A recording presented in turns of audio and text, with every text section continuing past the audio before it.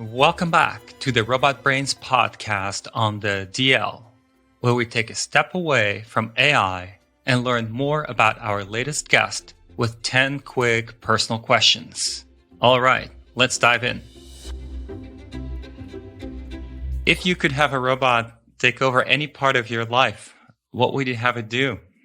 When I think about robots, I think what they're great at is handling very dangerous or very monotonous tasks. And since I really don't do things that are very dangerous for the most part, I would think about something like very monotonous or mundane, like folding laundry. Who has inspired you the most in your career journey?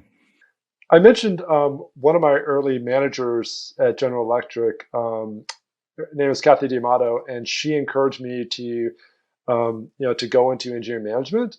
And she's just always been an inspiration to me and someone I think back on. And then, the other person was a college classmate, Marty Abbott, who, has always inspired me as, a leader.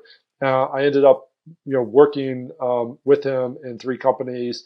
And, he was the partner in my consulting company. And he's just always been an inspiration to me in the way he thinks, and the way he's such a good leader. If you could give robots and machines one human value, what would it be?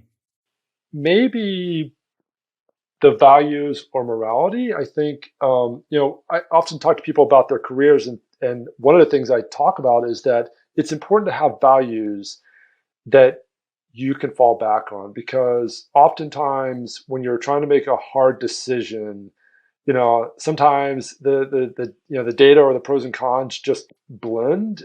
So I think that would be an interesting thing for humans and machines to sort of have, is when those decisions become really nebulous, and to have this set of values that they could fall back on and make decisions with. Outside of the world of tech, what excites you most about the current state of the world? Outside of all the technology advances that that I've been able to see over my lifetime, and even the last couple of years at Etsy, the all the machine learning is just amazing.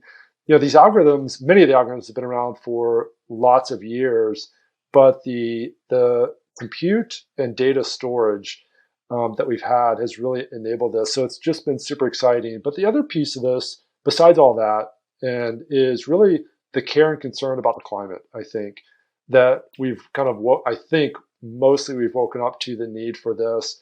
And that's really exciting. If you had to give up work and volunteer for the rest of your life, what would you do and why? I mean, I love animals and dogs in particular. Working with them every day would be a lot of fun. The other thing, though, is, I served almost 10 years in the military, and I think I'm still drawn back to sort of that government service. What's the last book you read? I'm actually read a ton, and so I've read a bunch of books lately. Essentialism by Greg McCowan, A Cry from the Far Middle by Pieter Abbeel, and The First Wave by Alex Kershaw. So a bunch of different books about history or sort of our current environment, and then just some things to help me think about essentialism and how to think about my work. But I also enjoy reading novels. I've recently read The Lincoln Highway by Amor Towles, The Speckled Beauty by Rick Bragg.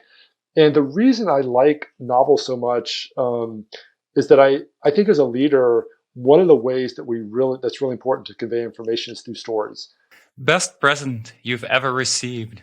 What I remember most are the experiences. And so I think some of the best gifts that I've been given is just time with my family and loved ones on trips and occasions and things like that. Dinner with one person, living or deceased? Probably Winston Churchill. I think he led a really interesting life where he had some real challenges and failures early in his life, and then turned around and became this probably one of the most influential leaders that sort of modern history. Most overrated virtue? I don't know that I think anyone is overrated. When I think about like some of the virtues that come to mind, like I'm a big fan. I'm constantly working on like self-discipline, and I'm a huge fan of loyalty and honor and truthfulness, and and things like that, and tolerance. So I don't know that anyone's overrated. Maybe the excess of some of those would be overrated in my book. What's something that many people don't know about you? I ran track and cross country in high school. Then I kind of got away from it for a lot of years. And about 15 years ago, I started running again. And tend to run very long distances. I've run several dozen ultra marathon distances. I've run 200-mile races. I listened to a couple books during that time. I listened, of course, to your podcast.